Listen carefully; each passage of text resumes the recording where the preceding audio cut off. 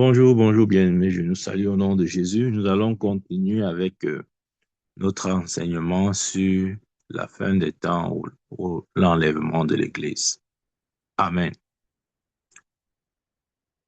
Je le dis et je le dirai toujours, nous sommes à la fin de toutes choses, en tout cas, à la fin de l'ère de l'Église. Parce que de la même manière que une semaine a 7 jours, le calendrier de Dieu est aussi constitué de 7 jours. Amen. Je m'explique. Nous savons que de la création à Abraham, une période de 2000 ans, OK? De la création d'Adam à Abraham, ça fait 2000 ans, OK? Qui correspond à 2 jours, parce que Pierre a dit que devant le Seigneur, un jour est comme 1000 ans et 1000 ans est comme un jour. Dans la création à Abraham, ça fait 2000 ans.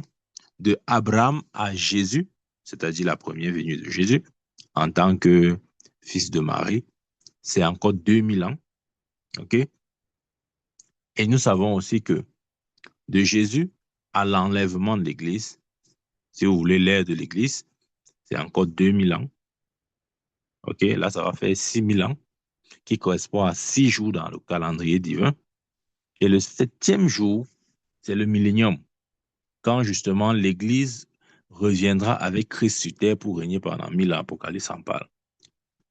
Donc, ouais, lorsque nous cumulons tout ça, nous avons 7000 ans qui correspondent justement, ces 7000 ans qui correspondent à, aux 7 jours du calendrier de Dieu. Et la bonne nouvelle, c'est que nous sommes en train de boucler le 6e jour. Et la clôture du 6e jour est sanctionnée par l'enlèvement de l'Église. Ça, il ne faut pas avoir des doutes dessus. Ça doit être clair, aussi clair que l'eau de roche. La clôture du 6e jour dans le calendrier de Dieu, qui correspond à 6000 ans dans notre compréhension humaine, va se sanctionner par l'enlèvement de l'Église. Amen. Et nous devons être très conscients de ce fait. Nous sommes en train de finir le 6e jour. Et après le 6e jour, nous entrerons dans le 7e jour, qui est justement le retour, le second retour de Christ. Le second retour de Christ est différent de l'enlèvement. Dans l'enlèvement, c'est l'Église qui, nous allons à la rencontre du Seigneur dans les airs, selon 1 Thessaloniciens 4, verset 16, 17 là-bas. Nous allons à la rencontre du Seigneur dans les airs, mais dans le second retour de Christ, qui a lieu 7 ans après l'enlèvement, puisqu'il y aura la grande tribulation sur terre, ici c'est ce qu'il y aura, et de l'autre côté, ça sera la fête des noces de l'agneau. Donc, après cette période de 7 ans, nous reviendrons avec Jésus ici sur terre. Ça, c'est l'introduction du millénium ou du 7e jour. Ça sera aussi une période de 1000 ans où nous régnerons avec lui sur terre. Amen. C'est important d'avoir cette date-là et cette chronologie, la chronologie des événements. Amen. Et nous devons nous réjouir, bien-aimés. Je ne sais pas si, quand on dit qu'il y aura l'enlèvement, tu es triste ou bien tu es, je ne sais pas moi, tu es affligé, tu ne veux pas entendre parler de ça, tu veux plutôt qu'on te laisse vivre ta vie, tu ne veux pas qu'on t'effraie avec ces choses-là, ou bien tu as un peu peur, ou bien bon, tu dis, ah, depuis qu'on dit qu'il va venir là, alors, on l'attend depuis là. Je te dis qu'il vient. Je te dis qu'il vient. Te voilà que j'avais dit. Je te dis qu'il vient. Ce n'est plus. Lorsqu'on dit, on parle de l'enlèvement de l'Église, c'est beaucoup plus qu'un slogan, bien-aimé. Oh, croyez-moi, c'est beaucoup plus qu'un slogan. Je nous ai montré dans des enseignements passés, avec référence biblique, bien sûr, que nous nous approchons vers ce but-là. Et nous avons un deadline. Un deadline, c'est 2030. Voilà, c'est dit. 2031, tu es sur terre. Sache que tu as raté l'enlèvement. Oui. C'est-à-dire que si 2031 te trouves sur terre, ne cherche pas, tu as déjà raté. Tu as raté. Tu n'es pas parti. Tu n'es pas parti. Sache que tu n'es pas parti. C'est moi qui te dis. Si tu te réveilles comme ça, il est 2031, tu es encore sur terre, non. Tu n'es pas parti. En passant, je ne suis pas en train de dire que l'enlèvement aura lieu en 2031, non. Je suis en train de parler d'une date. Nous avons au moins une date avec certitude où nous pouvons pas aller au-delà parce que les choses de Dieu sont calculées. Parfois, nous ne savons pas, enfin, Nous nous disons que Dieu n'est pas un mathématicien.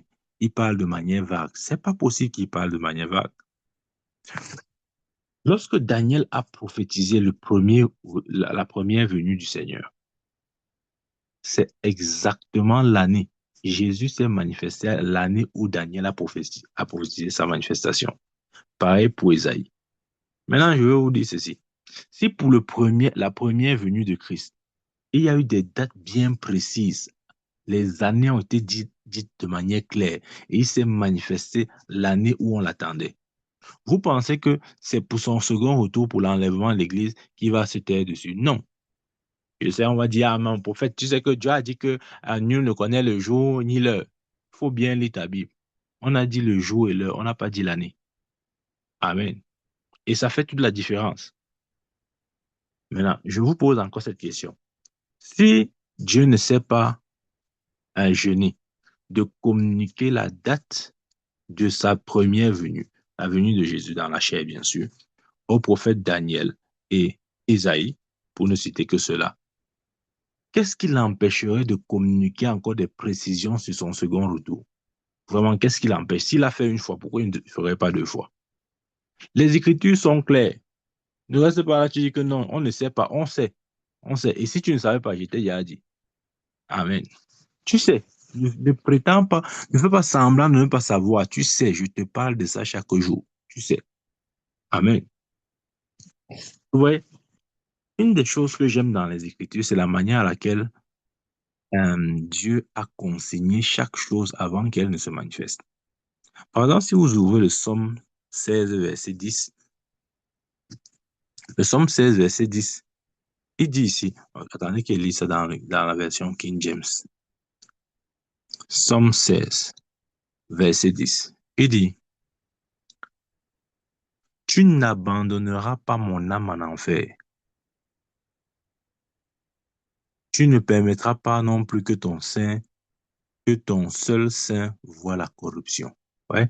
Tu n'abandonneras pas mon âme en enfer. Ça, c'est une prophétie. Écoutez, ici, le psalmiste prophétise la présence de Jésus en enfer. S'il a pu voir des années en avance que Jésus devait aller en enfer, et justement, il est allé, parce que quand il est mort à la croix, il est mort en tant que pécheur. Et en tant que pécheur, il devait aller en enfer, parce que le salaire ou la récompense du pécheur, c'est l'enfer. Il est allé à notre place afin que nous n'y allons plus. Ouais. Maintenant, je vais vous poser la question. Si cet homme pouvait voir avec précision Jésus en enfer, si ce détail, je veux dire quoi, ce chapitre de la vie de Jésus n'a pas été couvert, n'a pas été masqué, ça a été dévoilé des années en avance. Ce n'est pas sur son retour, ce n'est pas sur son retour, ce n'est pas le retour de Christ qui sera caché. Bien aimés, nous devons être comme les fils d'Issachar. La Bible dit, ils savaient sonder les temps, les saisons, les circonstances. Nous devons vivre, nous devons être, ouais, la météo. La météo, la météo lit le temps. La météo prédit. Avec la météo peut te dire demain il va neiger, demain il va faire chaud, demain il va faire pluie, il y aura la pluie. Et là, ça ne surprend personne. Ouais, quand la météo nous dit que demain il va neiger et il neige, ça ne surprend personne. Ou bien demain il va faire chaud, il fait chaud, ça ne surprend personne. Mais on est surpris quand Dieu lui-même prophétise sur les événements futurs. On devient surpris, on devient perdu. On laisse toutes sortes de doutes, d'incrédulité nous envahir. On dit non, non, ce n'est pas vrai. C'est vrai. Je te dis qu'il est en train de venir. Amen. Et ça, c'est juste une image. Son pied a déjà, comment il veut dire ça? Le pied du Seigneur a déjà frôlé le sol. Frôler le sol, ça veut dire qu'il est sur le point de se manifester. Il est sur le point de venir chercher son église. Amen. Il est sur le point de venir chercher son église. N'ayez pas de doute à ce niveau. Ne vous dites pas, est-ce que c'est vrai? C'est vrai. Il vient chercher son église. Amen. Retournons dans Matthieu. Dans Matthieu, nous avions lu ce texte-là. J'aimerais que l'on le relise quand même. Et on va piquer quelques éléments pour améliorer notre compréhension au sujet du thème évoqué. Dans Matthieu chapitre 24, je lis à partir du verset 1. Il dit, Et Jésus sortait et s'en allait au temple. Et ses disciples vinrent à lui pour lui montrer les bâtiments du temple. Et Jésus leur dit, ne voyez-vous pas toutes ces choses? En vérité, je vous le dis, il ne restera pas ici une pierre sur une autre qui ne sera renversée. Hmm. Et comme il s'assit sur le mont des Oliviers, les disciples vinrent à lui à part, disant, dis-nous, quand ces choses arriveront-elles? Et quel sera le signe de ta venue et de la fin du monde? Arrêtons-nous là. Oui, ici, les disciples posent trois questions à Jésus. Il y a trois questions qui sont posées ici. La première question, c'est quand cela arrivera-t-il? C'est-à-dire, parce que Jésus prophétiquement annonçait la destruction du temple. Lorsqu'il dit, il ne restera pas ici une pierre sur une autre qui ne sera renversée. Il parle ici de la destruction du temple. Voilà pourquoi les disciples viennent en disant, viennent vers lui, viennent à lui en disant, quand est-ce que ces choses arriveront-elles? C'est-à-dire, quand est-ce que le temple sera détruit? Ça, c'est la première question. La deuxième question, quel est le signe de ta venue? La deuxième question, la troisième question, quel est le signe de la fin du monde? Amen. Nous savons que le temple a été détruit en l'an 70. Voilà. Ça, c'est la réponse à la première question. Il a dit, ça sera détruit, mais nous savons que conformément à la prophétie de Jérémie, à l'an 70 exactement, d'après comment dire, d'après l'histoire, ça a été détruit. Amen. Donc, maintenant, la deuxième question, quel est le signe de ta venue? Ici, la venue dont il est question, c'est son second retour. Faisons la différence entre l'enlèvement de l'Église et le second retour de Christ. L'enlèvement a lieu. Après 7 ans, nous avons le second retour de Christ. Amen. Et maintenant, il dit, qu'en est-il de la fin du monde? Amen. Le verset 3 maintenant. Le verset 4, puisque nous venons de lire le 3. Et Jésus répondit et leur dit, prenez garde que personne ne vous séduise en erreur. Oui, lorsque les disciples ont posé cette question, ces trois questions à Jésus, Jésus commence en les mettant en garde sur la déception, sur, euh, sur le fait justement que, sur le mensonge, sur le fait que la vérité ne sera pas exposée.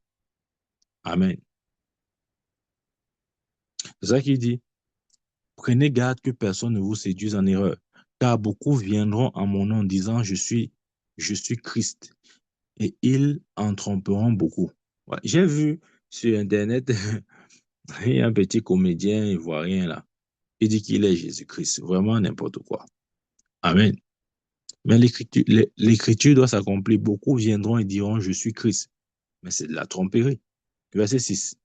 Vous entendrez parler des guerres, des bruits des guerres. Soyez sûrs de ne pas vous troubler, car toutes ces choses doivent arriver.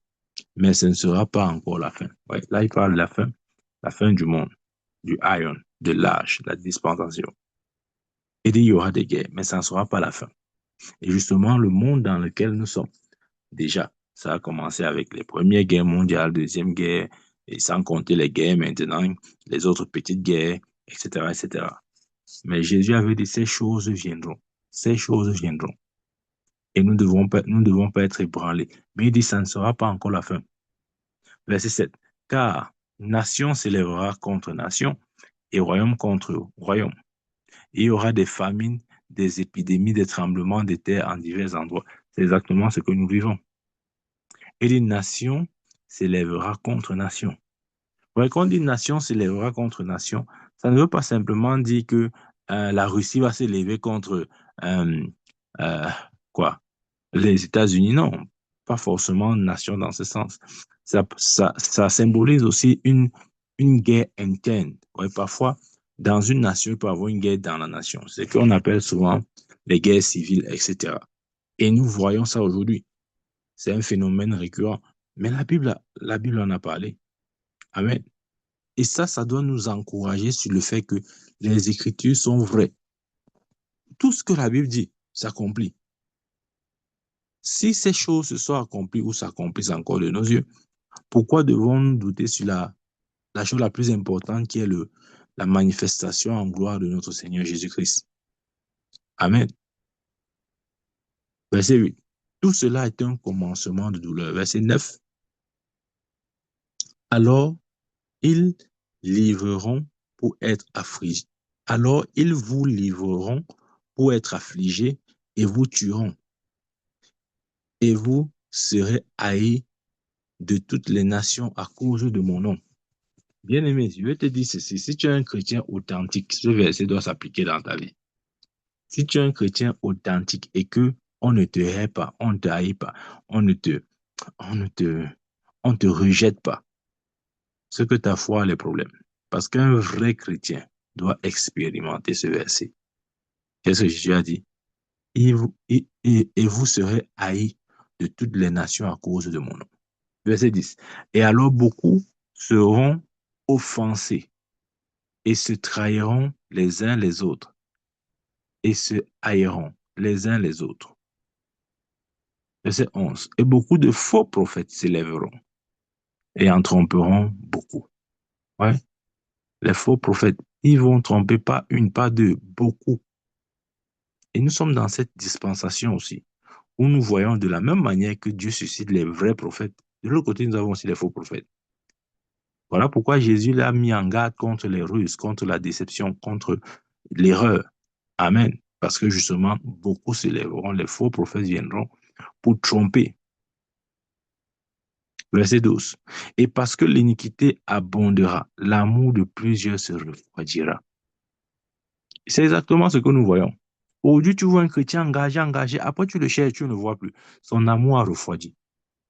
Son amour a refroidi. L'amour pour le Seigneur a refroidi. Vous pouvez dire à l'église d'Apocalypse que soit chaud ou froid. Si tu es tiède, je vais te vomir.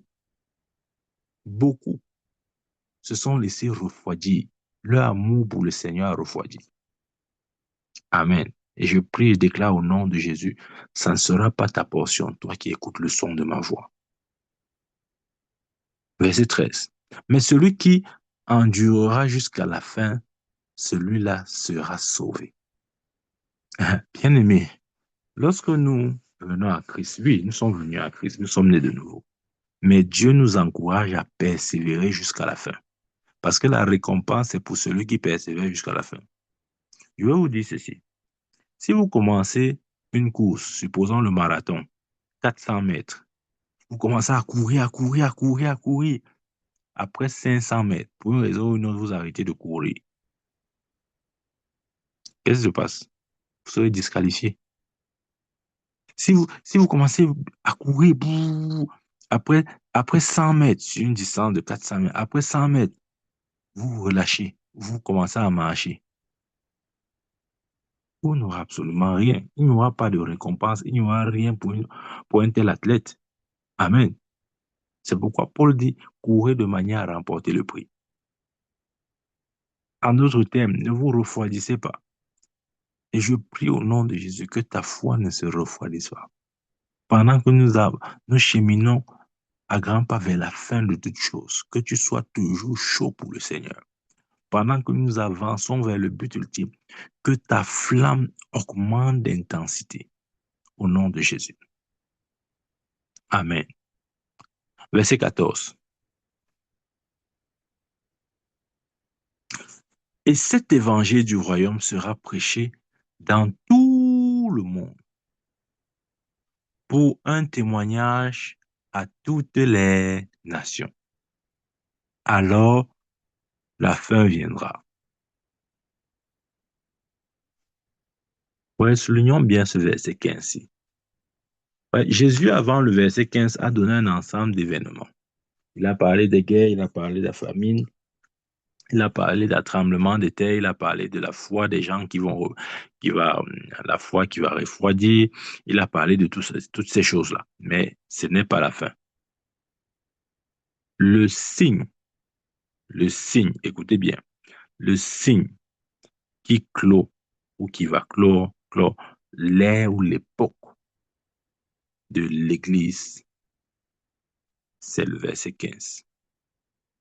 L'évangile sera prêché dans le monde pour un témoignage à toutes les nations, alors viendra la fin. Amen.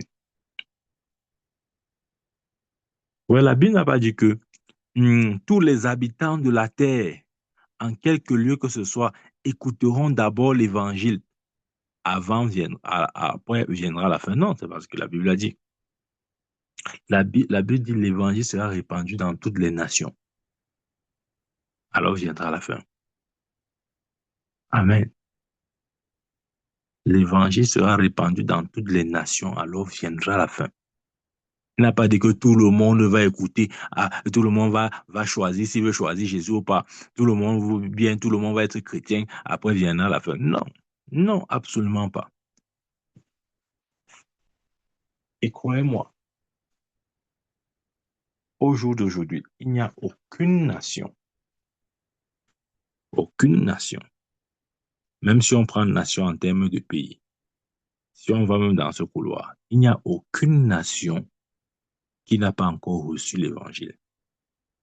C'est-à-dire qu'il n'y a aucune nation sur terre, je dis alors où je vous parle, où vous allez dire qu'il n'y a aucun chrétien dans ce pays. Si on prend même nation en termes de pays, ça n'existe pas. Parce que tous les pays, il y a au moins un chrétien né de nouveau dans chaque pays. Au moins c'est un. Voilà, on commence à comprendre. Parce que quand l'évangile remplit les nations, quand l'évangile est présent, quand, quand un enfant de Dieu, quand un membre du corps de Christ est en quelques nations, en termes d'espace géographique que ce soit, quelques nations, il symbolise et représente Dieu dans cette nation-là.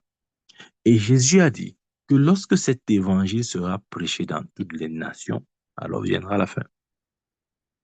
Voilà. Là, j'ai pris nation en termes de territoire. Même si on le prend dans son contexte qui symbolise un groupement de personnes ou de races, etc. Vous allez voir que dans toutes les races, il y a au moins un chrétien. Il y a au moins un chrétien. Si vous prenez la race noire, vous allez voir les chrétiens. Vous prenez la race blanche, vous verrez les chrétiens. Tu comprends maintenant. Vous prenez la race jaune, la race rouge, vous verrez les chrétiens. Amen. Et nous devons continuer cette œuvre. C'est pourquoi je t'encourage à toujours parler, pour que justement un maximum soit sauvé, pour que ce verset s'accomplisse pleinement. Amen.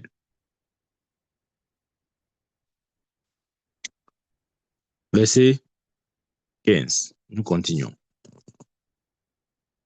Quand donc vous verrez l'abomination de la désolation qui est dite par Daniel le prophète être établie au lieu saint. Suivez verset 15. Quand donc vous verrez l'abomination de la désolation qui est dite par Daniel le prophète être établie au lieu saint, que celui qui lit comprenne entre parenthèses, alors que ceux qui sont en Judée s'enfuient dans les montagnes, que celui qui est sur le toit de la maison ne descende pas pour emporter quoi que ce soit de sa maison, et que celui qui est au champ ne retourne pas en arrière pour emporter ses vêtements. Malheur aux femmes qui sont enceintes et à celles qui allaitent en ces jours-là. En ces jours-là, de quel jour est-ce qu'il parle? Quand il dit en ces jours-là, il parle de quel jour? Il parle justement, parce que rappelons-nous, dans le verset 15, nous sommes à la fin, n'est-ce pas? C'est-à-dire l'Église part. La fin ici, c'est le départ de l'Église. Et maintenant, le verset, non, je veux dire quoi? Dans le verset 14, quand il parle du témoignage de l'Évangile dans toutes les nations qui va être suivi de la fin, ici, c'est la fin, comment dire, la fin de l'époque ou de l'ère de l'Église, qui est sanctionnée, bien sûr, par l'enlèvement de l'Église. Alors, lorsque l'Église a enlevé, nous sommes au verset 15.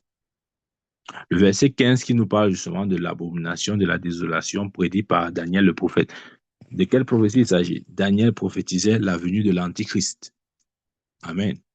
Où il dit justement que il établira son siège dans le Saint-Temple, dans le Saint-Lieu, à Jérusalem. Nous savons actuellement que son siège est en Europe. Maintenant, quand l'Église va partir, à la deuxième moitié des 7 ans, c'est 7 ans, je dis quoi, 3 ans et demi fois 2, à la deuxième moitié, il va donc se déporter, l'Antichrist, de l'Europe pour Jérusalem, où il va entrer dans le temple. Ça veut dire que le temple sera construit en ce moment-là, où il va s'asseoir sur le trône, se proclamant lui-même Dieu. C'est de cette prophétie-là que Matthieu parle ici. Là. C'est la prophétie de Daniel, qui est la période de la grande tribulation. OK? Et, et aussi, Jérémie a parlé de cette prophétie aussi. Si nous lisons Jérémie chapitre 30, verset 7. Il dit quelque chose là-bas. Suivez. Il dit, hélas, car cette journée est grande, de sorte qu'il n'y en a pas de semblable. C'est même le temps de détresse pour Jacob, mais il en sera sauvé. Ouais? Le temps de détresse pour Jacob. C'est ça que Jérémie appelle la grande tribulation. Ici, il appelle ça le temps de détresse pour Jacob. Ici, Jésus est en train de prophétiser sur Israël parce que Israël a rejeté le Messie. Il donne cette prophétie-là. Et Jérémie confirme en appelant cette période de grande tribulation le temps de détresse pour Jacob. Mais il donne la promesse, quoi? Mais il en sera sauvé. Il en sera sauvé. Amen. Donc revenons maintenant. C'est ça que Jésus parle dans Matthieu chapitre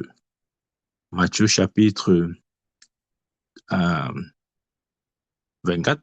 Nous retournons. Matthieu chapitre 24, verset oui, on relit encore le parti du verset 15. Il dit, quand donc vous verrez l'abomination de la désolation qui est dite par Daniel le prophète être établie au lieu saint, ouais, être établie au lieu saint. Le lieu saint ici, c'est Jérusalem, ok? Parce que justement, l'Antichrist va aller au lieu saint. C'est ça qu'il appelle l'abomination et la désolation. Le fait qu'il abuse, le fait qu'il ait le courage d'entrer dans le temple de Dieu et de se faire proclamer Dieu. Il appelle ça l'abomination et la désolation. Ça se passera où? Au lieu saint. Nous savons que dans les Écritures, le lieu saint représente Jérusalem. Et c'est là que le temple sera reconstruit. Amen. Verset 16.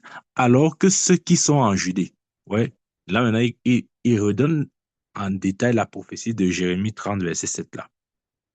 Voilà. Alors que ceux qui sont en Judée s'enfuient dans les montagnes, que celui qui est sur le toit de la maison ne descende pas pour emporter quoi que ce soit de sa maison, et que celui qui est au champ ne retourne pas en arrière pour emporter ses vêtements. Verset 19. Malheur aux femmes qui sont enceintes et à celles qui allaitent en ces jours-là. En ces jours-là, ce sont les jours de la grande tribulation, les 7 années. OK? Voilà. Verset 20. Mais priez pour que votre fuite ne soit pas en hiver, ni un jour de sabbat. Verset 21. Car alors il y aura une grande tribulation. Ouais. Ça, c'est la deuxième moitié, les 3 ans et demi, la deuxième partie. C'est ça que Jésus appelle la grande tribulation. Parce que l'Antichrist se manifestera dans sa forme la plus brutale et animale. C'est pourquoi Jésus appelle la grande tribulation. Bien sûr, ayant reçu les pouvoirs du dragon, c'est-à-dire de Satan. Verset 21. Car alors il y aura une grande tribulation telle qu'il n'y en a pas eu depuis le commencement du monde jusqu'à présent. Vous comprenez ce qu'il dit? Depuis le commencement du monde jusqu'à présent. Ça veut dire que ce qu'il y aura pendant la grande tribulation n'aura rien à voir avec ce que la première guerre, deuxième guerre mélangée, bombardement des bombes atomiques, toutes ces choses mélangées là. Ça n'aura rien à voir. Juste les 3 ans, les 7 années là. et particulièrement la deuxième moitié. C'est ça, c'est Jésus qui parle. Ce n'est pas un prophète, ce n'est pas un apôtre, c'est Jésus qui parle. Il dit alors il y aura une grande tribulation, telle qu'il n'y en a pas eu depuis le commencement du monde jusqu'à présent. Non, il n'y aura, il n'y en aura jamais de telle. Écoutez, ça c'est le français. Jésus dit que cette période-là, ça sera une période unique et exceptionnelle, telle qu'il n'y a jamais eu et telle qu'il n'y en aura jamais eu, telle qu'il n'y en aura jamais. Oui. Vous imaginez, bien aimé, même, même à ton pire ennemi, ne, ne, ne lui souhaite pas de passer par la grande tribulation. Non, je vous assure. C'est quelque chose qui est... Peut-être quand nous parlons comme ça, nous, on croit seulement qu'on va seulement venir dire aux gens que, ouais, vous ne voulez pas prendre la marque de la bête. OK, bon, OK, nous sommes dans un pays de droit. On respecte les droits humains, les droits de l'homme, les droits de l'homme. Il n'y aura plus ces choses de droits de l'homme. Amen. Et ne croyez pas à ces choses-là. Non, non, on est libre, on a la liberté, défendons notre liberté. Allez, on va marcher. Les syndicats ont fait ceci, marchons en route. On ne veut pas, on ne veut pas. Il n'y aura pas ça. Il n'y aura pas ça. Oubliez, oubliez ces choses-là. Non, non, non, je défends mes droits. Organisons-nous en syndicat, en association. On va défendre, on va plaider notre cause devant le juge. Il n'y aura pas ça. Il n'y aura pas ça. Amen. Les droits de l'homme ne signifieront rien du tout en ce moment. Verset 22. Et si ces jours-là n'avaient pas été abrégés, aucune chair n'aurait été sauvée. Mais à cause des élus, vous voyez, Jérémie a dit quoi? Qu'il y aura une grande tribulation, mais Jacob sera sauvé. Et ça, c'est la confirmation ici. Il dit, mais à cause des élus. Les élus, ce sont les Juifs, justement, qui, en ce jour ou en ces temps-là, voyant comment le monde, les changements qui se sont, enfin, les changements euh, que le monde va connaître, certains reconnaîtront enfin Jésus en tant que le Messie. Ils vont reconnaître que, ah, notre Messie est venu et nous l'avons rejeté. C'est de ça qu'il parle ici. Et il dit, mais à cause des élus, c'est-à-dire les Juifs qui se tourneront vers le Seigneur, parce qu'en ce moment, ils verront qu'ils réaliseront qu'ils ont manqué de reconnaître le Messie quand il s'est manifesté à eux. Mais à cause des élus, ces jours-là seront abrégés. Verset 23. Alors, si quelqu'un vous dit, voici, ici est Christ, ou il est là, ne le croyez pas. Pourquoi est-ce que Jésus parle ainsi? Et si quelqu'un vous dit, voici, ici est Christ, ou il est là, ne le croyez pas. Verset 24. Alors 24, je vais expliquer 23 après. Car il s'élèvera de faux Christ, de faux prophètes, et ils feront de grands signes et des prodiges à tel point que s'il était possible, ils tromperaient les élus même. Amen. Voici, je vous l'ai dit d'avance. C'est pourquoi, si on vous dit, voici, il est dans le désert, n'y allez pas. Voici, il est dans les chambres secrètes, ne le croyez pas. Car comme l'éclair sort de l'est et brille jusqu'à l'ouest, ô Seigneur Jésus. Ouais, Jésus, je ne comprends pas ça. Jésus, il a dit, je ne sais pas, je ne sais pas, je ne sais pas. Il parlait avec une sagesse, mon Dieu. Il dit, car comme l'éclair sort de l'est et brille jusqu'à l'ouest, ainsi sera la venue du Fils de l'homme. Donc, il dit donc quoi? Il dit que si quelqu'un vous dit que voici le Christ est ici, le Christ est là-bas, ne croyez pas. Parce que le second retour de Christ, c'est un retour glorieux. Ça sera si glorieux qu'on n'aura pas besoin de dire à quiconque que voici Jésus. Non, il ne viendra pas en catimini, il ne viendra pas la nuit, il ne viendra pas nuitamment. Non, il viendra dans toute sa gloire, dans sa majesté, dans son rayonnement, dans tout ce qu'il est, tel que tout homme le verra. Il n'aura pas besoin de se cacher. Ouais, quand il est venu sur terre, la première fois, on a dû fuir avec lui en Égypte parce que Hérode voulait le tuer. Non, ça ne sera plus ce Jésus-là. Ça ne sera plus le bébé Jésus qui est né sur la table et qui attend que Joseph vienne porter ou changer les couches ou qui attend que Marie vienne laver. Non, non, non, non, ce n'est plus le Jésus là, bien-aimé. C'est le Jésus glorifié. C'est le Fils de l'homme. C'est celui qui était avant toute chose. Il n'a rien à voir avec un, un, un être bébé, non. Voilà pourquoi il n'aura pas besoin de la protection ou du suivi ou de l'encadrement de quiconque lorsqu'il se manifestera. Il se manifestera en gloire. C'est pourquoi il a dit, si on vous dit que voici le Christ, ne croyez pas. Il est ici, ne partez pas. Parce que quand il viendra, on ne dira pas à quelqu'un, voici Jésus, tout un le verra. Amen. Verset 27. Car comme l'éclair sort de l'est et brille jusqu'à l'ouest, ainsi sera aussi la venue du Fils de l'homme. Car où que soit la carcasse, là s'assembleront les aigles. Immédiatement après la tribulation de ces jours-là, le soleil, ouais, immédiatement après, donc après les 7 ans, immédiatement après la tribulation de ces jours-là, le soleil s'obscurcira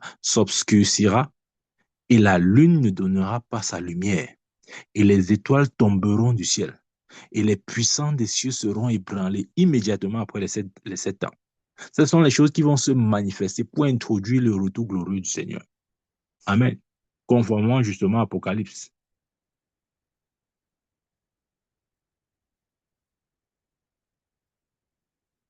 Ce sont les jugements qui viendront. Si vous lisez Apocalypse 19, le Seigneur en parle là-bas.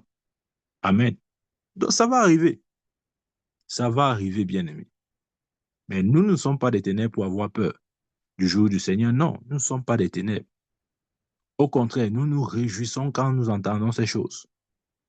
Parce que nous serons avec lui.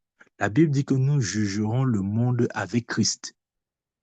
Je vais vous dire, le jugement du monde ne se fera pas seulement par Christ. Alors, les gens croient que non, Christ sera là seul sur la barre. Il va appeler chacun, il va juger. Non, ce n'est pas comme ça là. Nous serons avec lui sur la barre, on va juger le monde. Ensemble, nous jugerons Christ. C'est ce que la Bible dit. Nous allons juger le monde. Nous sommes les futurs juges de ce monde. Donc, ne reste pas là que non, Jésus va venir juger. Tu attends comme ça. Ouais. Nous, les chrétiens, je vais vous dire. C'est-à-dire qu'on a une image de, tu vois, quand tu peux au parquet là ou à la cour, là devant, il y a le juge. Hein, après, il y a l'endroit des accusés. Après, maintenant, il y a le public. On croit que non. Celui qui est devant, là, ce sera Jésus. Il va juger le monde. Et maintenant, chaque païen va passer à la barre. Il va être jugé. Et nous, les chrétiens, nous serons dans le public. On va observer la scène. Non, ce n'est pas comme ça. Nous serons avec Jésus du côté des juges, jugeant le monde. C'est ce que la Bible dit. Hmm. Le bien-aimé. Les choses sont sucrées à partager. OK. Verset 30.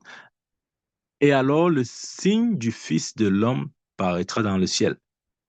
Et alors toutes les tribus de la terre se lamenteront.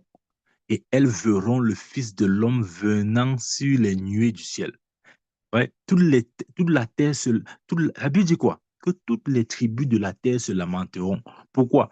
Parce qu'elles verront le Fils de l'homme. Le Fils de l'homme, ici, c'est un nom de Jésus. Elles verront le Fils de l'homme venant sur les nuées. Amen. Bon, maintenant, ce ne sont pas les nuées. Les nuées ici, ce n'est pas les nuages. Ouais, ce ne sont pas les nuages qui sont au-dessus de notre tête. Non, il n'a pas besoin de venir avec les nuages. Non. Les nuées ici, c'est nous, l'Église. Nous reviendrons avec lui. Rappelons-nous que pendant les 7 ans et demi de la grande tribulation, nous sommes censés être dans le ciel pour la fête des noces de l'agneau. Après cette fête, nous revenons avec lui. C'est ce qu'il dit ici. Les tribus, les langues, les peuples de la terre se lamenteront parce qu'ils verront le Fils de l'homme venir avec l'Église. Si tu veux qu'on dise ça comme ça, c'est ce que ça signifie. Ceux qui ont rejeté Jésus, ils se lamenteront à ce moment-là. Ils seront dans un profond regret, mais ça sera trop tard pour eux. Ils ne pourront que voir le Fils de l'homme, Jésus, descendre du ciel avec son Église. Ah, je ne sais pas si quand on comprend ça, dans quel état d'esprit nous sommes en entendant ces paroles. Bien-aimés, nous allons revenir avec le Maître. Ésaïe l'appelle le fidèle, montant sur son cheval blanc.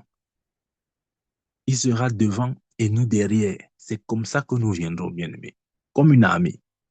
C'est ce que la Bible dit ici. Tu vois, voici ça, c'est ta Bible, je lis. Et il dit, et alors le signe du Fils de l'homme paraîtra dans le ciel, et alors toutes les tribus de la terre se lamenteront, et elles verront le Fils de l'homme venant sur les nuées du ciel, avec puissance et grande gloire. Amen. Verset 31. Et il enverra ses anges avec un grand son de trompette, et ils rassembleront ses élus des quatre vents, depuis un bout du ciel jusqu'à l'autre bout. Verset 32. Or, apprenant, apprenez une parabole du figuier. Quand son rameau est en sève et qu'il pousse des feuilles, vous savez que l'été est proche. Quand son rameau est en, quand son rameau est en sève et qu'il pousse des feuilles, vous savez que l'été est proche. Vous aussi, de même, quand vous verrez toutes ces choses, sachez que cela est proche, même à la porte. En vérité, je vous le dis, cette génération ne passera pas que toutes ces choses se soient arrivées. Amen. Wow. Il donne la parabole du figuier. Il dit quoi? Or, apprenez une parabole du figuier. Quand son rameau est en sève et qu'il pousse des feuilles, vous savez que l'été est proche. C'est quoi l'été? L'été, c'est le jugement. Amen. Rappelons-nous. Le verset d'avant dit quoi? Que Jésus revient, descend du ciel avec les nuées, n'est-ce pas? Et les peuples, la terre, et les peuples, les nations se lamenteront parce qu'il vient juger le monde. Ça, c'est la descente pour le jugement. Amen. Et il donne la parabole du figuier. Et dans les Écritures, le figuier représente ou symbolise Israël. Amen. Ça symbolise quoi? Israël. OK. Lisons un peu Amos. Amos.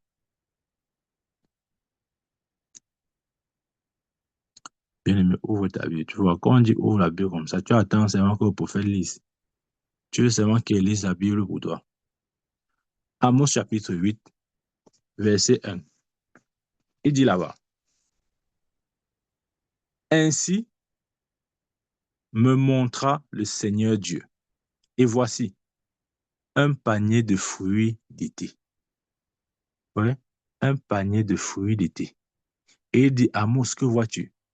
Et je dis, un panier de fruits d'été. Alors le Seigneur me dit, la faim est venue sur mon peuple d'Israël. Je ne lui en passerai plus. Et les cantiques du temple seront des hurlements en ces jours-là, dit le Seigneur Dieu. Il y aura beaucoup de cadavres en tout lieu et on les jettera en silence. Amen. Un panier de fruits d'été. L'été parle du jus. Et Jésus a dit, cette génération ne passera pas sans que ces choses se soient arrivées. Amen. Et je nous ai montré avec beaucoup d'autres versets que il y a deux lectures qu'on peut faire. Mais quelle que soit la lecture dans laquelle nous nous trouvons, nous arriverons toujours à la même finalité. On peut prendre une génération comme 80 ans selon Moïse qui avait dit, tu donnes aux jeunes gens de vivre 70-80 ans pour les plus robustes, etc. OK? Ça, c'est une première compréhension. Et nous savons que la parabole du figuier qui est Israël s'est reconstituée en 1948. Donc, si vous ajoutez, si vous prenez une génération comme 80 ans, vous ajoutez à 1948, nous nous retrouvons en 2028. Ça, c'est une façon de voir. Si nous disons, si nous disons maintenant que, OK, une génération, c'est 100 ans, parce que Dieu avait aussi dit à Abraham que tes descendants seront en captivité dans une terre étrangère pendant 400 ans, qui correspond à 4 générations ou 4 siècles.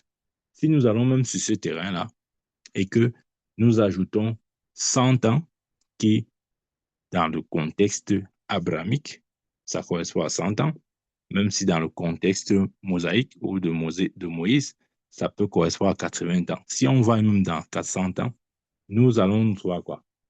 Si vous faites, on fait un petit calcul, hein, mais c'est un calcul qui doit tenir compte de d'autres paramètres pour cerner, OK? De manière plus précise la période ou la zone. Si tu fais 1948 plus 100, tu as combien? Tu as 2048, OK? 2048. Si tu enlèves 7 ans, parce qu'il y a 7 ans de la grande tribulation, si tu enlèves 7 ans, ça fait combien? 2041. Si tu fais 2041 moins 2000 quoi? Moins, moins 2025. Tu as combien? Tu as 16, c'est ça, non? Hein? Ouais, je crois. En fait, 2048, OK? 2048, tu fais moins 7 ans, qui correspond à la grande tribulation, tu as 2041, OK? Maintenant, si tu fais la différence maintenant de 2041, OK, moins 2025,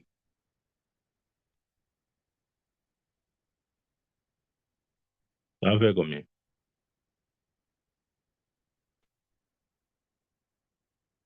Ouais, ça va faire 16. Ouais, ça fait 16. Si on va dans la deuxième hypothèse, que la génération, c'est 100 ans dans le concept abrahamique, ça fait 16. Mais vous voyez, Jésus n'a pas dit que c'est à la fin de cette génération-là que ces choses vont se manifester. Vous comprenez mon point? Donc, il ne s'agit pas de dire, OK, si ça fait 16, ça veut dire qu'on a encore 16 ans. Non. Jésus a dit, cette génération ne passera pas. Maintenant, nous devons analyser d'autres éléments qui nous permettent de mieux cerner. Donc, ça veut dire que si on va dans la logique que, parce que là, c'est Jésus qui parle, il a dit, cette génération ne passera pas.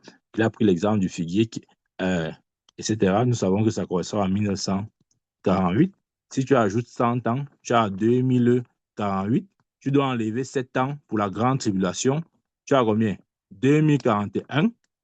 Tu fais 2041 moins 2025. Tu as combien? Tu as 16. OK? Voilà. Donc, si on va dans la compréhension d'une génération comme 100 ans, ça fait 16. Et 16 ans. Jésus a dit, cette génération ne passera pas. Maintenant, je ne suis pas en train de dire que ça va se manifester dans 16 ans. Non. Parce qu'il y a d'autres versets qui nous permettent de circonscrire davantage cette période et qui nous ramènent automatiquement à 2030. Pas plus. Je crois qu'il a donné plusieurs éléments sur ce sujet-là. Donc, tu vois, on a lu quelque chose dans Matthieu 24. Tout ce qu'on a lu là, bien aimé, c'est censé s'opérer ou c'est censé euh, s'accomplir dans un délai maximum de 2030. Ouais, tous les jours, je te parle de ça. Tu vas dire non, je ne savais pas. Non, tu sais, ne fais pas semblant. Je parle de ça tous les jours. Bien aimé, c'est l'heure. Elle dit que maintenant, plus que jamais, tu dois être sérieux avec ta foi. Ne joue pas avec. Ne joue pas, ne joue pas. Tu sais comme moi que le temps, c'est rien. Si même. Bon, ok. Il dit, il ne peut pas déborder 2030. Ok. 2031, tu es ici sur Terre. Tu as raté l'enlèvement. Hein. Je te dis ça chaque jour. Tu crois que c'est le jeu. Ok. 2030 moins 2025, ça fait combien? Ça fait 5, même pas 5, parce qu'on a déjà amorcé. On est presque à la moitié de 2025. Voilà. Donc, sensiblement 4 ans et demi. Donc, ça veut dire que tu as un maximum. Chacun de nous, hein, toi comme moi, On a un maximum de 4 ans et demi. Ouais, un maximum de 4 ans et demi. Maintenant, tu as encore, sauf peut-être si tu ne crois pas à ces choses, mais si tu ne crois pas, tant mieux même, il ne faut même pas que tu crois. Parce que je crois parfois, il faut même pas trop croire même. Là, ça te surprend. Ça te surprend. Après, tu vas dire, yeah, pourtant, mon prophète me disait chaque jour. Je disais qu'il exagère, je disais qu'il bavarde trop. Bien aimé, le temps est fini. 4 ans et demi, maximum. Voilà le délai qui nous manque, qui nous reste. 4 ans et demi. Maintenant, vis comme tu veux. Si tu vois que tu dois vivre pour Dieu, vis pour Dieu. Si tu vois que tu dois vivre pour toi-même, vis pour toi-même. Ou si tu vois que tu dois vivre pour quelqu'un d'autre, vis pour quelqu'un d'autre. Amen. Tu vois, ne crois pas que je vais venir ici là te caresser. Non, je ne te caresse pas. Je te dis la vérité. Maintenant, la vie pour Dieu. Vis pour Dieu. Ça, c'est mon plus grand conseil que je puisse te donner. Vis pour Dieu. Parce que rien ne vaut plus la peine. En 4 ans et demi, tu vas. Quel plaisir vaut le salut de ton âme? C'est-à-dire que, qu'est-ce que tu peux encore avoir sur cette terre et te réjouir au point où ton âme n'est pas suffisamment de valeur pour toi, jusqu'à ce que le son de la trompette de la sonne, tu n'entends pas. C'est-à-dire que tu réalises seulement que les gens sont partis. Hey, ils sont partis, ils sont partis, ils sont où? Ils sont où? Tu vas te réveiller, ils sont où? C'est vrai, Seigneur. Après, tu dis, Seigneur, me voici, je n'entends pas mon nom. Seigneur, me voici, je n'entends pas mon nom. Seigneur, me voici, je n'entends pas mon nom. Seigneur, me voici, je n'entends pas mon nom. Quand la trompette sonnait, tu n'as pas entendu pourquoi. Il y a un déraillé, genre, Seigneur, n'entend pas mon nom. Il t'appelle pourquoi? On va t'appeler. Bien aimé, soyons prêts. Soyons prêts. Comme être prêts, vivons chaque jour comme si c'était le dernier. Vis chaque jour comme si c'était le jour de l'enlèvement. Parce que personne ne connaît le jour ni l'heure. Donc préparons-nous comme une église qui attend son maître. Amen, amen. Que Dieu nous bénisse. C'était encore pour te dire ce soir ou ce matin. L'enlèvement est proche. Prépare-toi à la rencontre de ton Dieu. Vis pour Dieu. Laisse le monde au monde ou au mondain et sois chrétien. Que Dieu te bénisse au nom de Jésus. Amen. Amen. Amen.